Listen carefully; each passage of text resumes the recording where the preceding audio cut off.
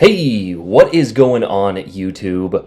Aaron here. We are back, ladies and gentlemen. I hope you guys are having a fantastic day here. And guys, we have a content-filled March update patch notes video for you guys here in this one. The Thirst for Combat actually has a lot in this update. Out of all of the updates in recent memory, besides the overpriced Loria, I think this has got to be one of the better updates that we've had. The Oceana's Spectre campaign here, Dutch cruisers, more Dutch commanders, Azur Lane Wave 6, Rust and Rumble event, St. Patrick's Day, and actually even a little bit more rank seasons as with tiers 3 and 4, as well as various improvements and bug fixes. The Vampire 2 is a legendary Commonwealth destroyer, and we're going to go over it here in just a second, but I was a little honestly surprised. Nobody had sort of leaked this to me, so I didn't know the campaign here, and I'm actually excited about this. I know a lot of people are going to be like, oh, I don't want to destroy a legendary tier, and granted, there are a lot of silly gooses who get their hands on legendary tier destroyers, but this one is not one that is going to be,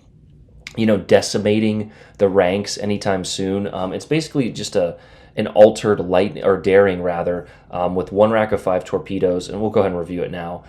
It is a premium tier 10 on PC. It has 3x2 113 millimeter guns and 1x5 rack of torpedoes there with 19,800 health on PC. And I think on PC it said it had one of the best DPMs overall. So yeah, she's going to be definitely a gunboat there. With the fast firing main battery reload.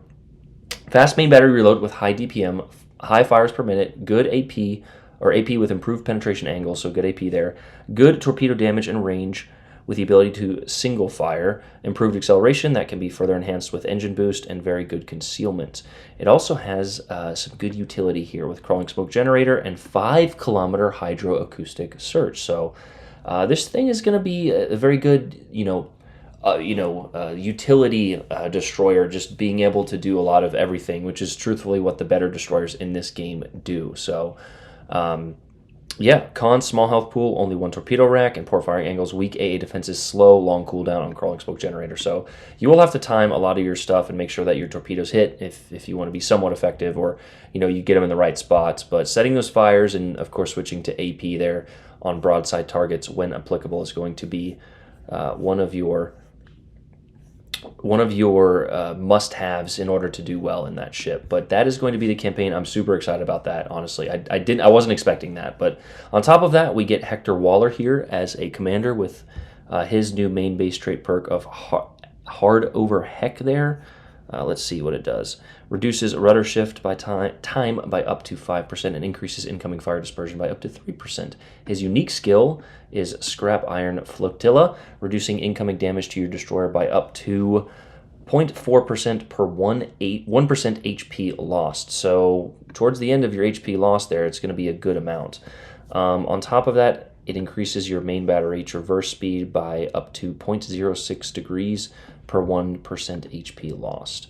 His new, is this new, or his unique legendary skill, Steadfast Soldier, that has to be new. Auto repairs your destroyer when its HP is equal to or less than 30%, and increases your destroyer by up to 8%. So I think It also reduces the destroyer's engine incapacitation and steering gear impairment chances by up to 60%. So that's going to be a great perk to choose for him, or a great commander to choose for the Vampire 2. But alas, it is going to be a 5-week campaign with 100 milestones.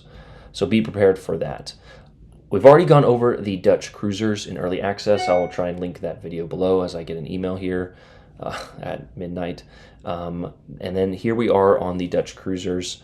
The Die Ruder, the Celebes, the Kidunken, the Emdrak, Harlem, and the Johan de Witt is going to be the tier 8. So good. You can find them in the Dutch cruiser crates, as always, in early access there. It also, in the crates, it also drops the premium cruiser D7 Provincian. So if you want to whale and gamble, by all means. There's a tier 1 cruiser,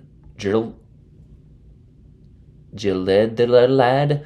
I'm pronouncing that wrong on purpose. Will be available in the tech tree right away, followed by the tier 2 cruiser Hiava. you can unlock simply by playing. So you can unlock the first 2 by playing there. But on top of those cruiser lines, we also get 2 new commanders. Henk Proper, as well as there's one down here, Johan Fursterner. Yeah, so I love these Dutch names. It's really, really good for my very limited English vocabulary here. So Henk Proper here has his base trait of Terrible Twin, increasing outgoing damage from shells, torpedoes, and bombs by up to 2% and reduces main battery gun reload by 2% as well. Does it say his special perk if he has one? I don't think, it doesn't look like he has one there, but that is going to be sort of one of the new, it's not sort of, but it's going to be one of the new commanders there for the Dutch cruisers.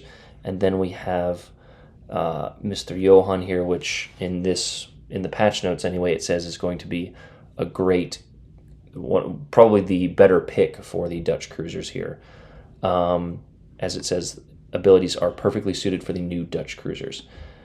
His main base trait is Minister of the Navy, increases damage dealt by fires and cruisers, and your cruisers start by up to 7%. I feel like that statement definitely wasn't needed, but he's also equipped with a unique skill, Risk Theory, that reduces your cruiser's detectability by up to 3%, shortens the increased detectability time after shooting by up to 30%. So similar to, is that Defournet there? Defournet of the French.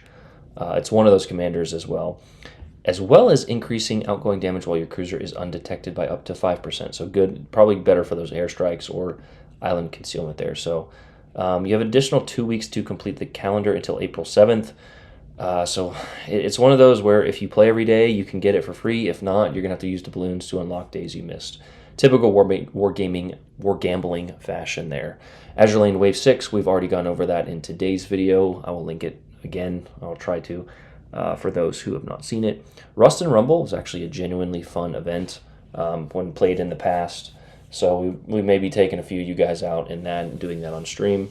St. Patrick's Day, don't really care. I do love my Irish, but yeah, I'm not a huge fan of the loud camos. And yeah, anyway, is there any new ships that I glossed over? It's midnight here and I've got work in 6 hours, 7, so we're doing this kind of fast. I don't think so, but there is a new guise here. Shamrock Shanna. So if you want that, guys. Yeah, and then like I said, I didn't see any buffs or nerfs. There's a few bug fixes here, but yeah, that's sort of your too long didn't read patch notes video here. I know that I probably missed a few things here, and if I did, just comment them down below. People will anyway. So I'm super excited about this campaign. Honestly, I wasn't expecting that, and I'm pretty excited about the Dutch cruisers as well. Genuinely, one of the better campaigns or patches in terms of actual content. Now, of course, it's early access, so be that as you may. But on top of that, we get a few new commanders, which notably you can get for free, in some shape or fashion. But yeah, this is genuinely a good update here. But I will. It's not the best. Don't get me wrong. It's still a lot of gambling, pay to win, not pay to win, but pay to receive. Nonsense in terms of the Azur Lane, but that's just how the game is going. If you don't like it, don't play it. Nothing else to say in that regard. Too many crybabies in the comments. So, but yeah, I hope you guys enjoyed that. Let me know what you guys' thoughts and feelings were. Love you guys. Have a good day. I'm out. Peace.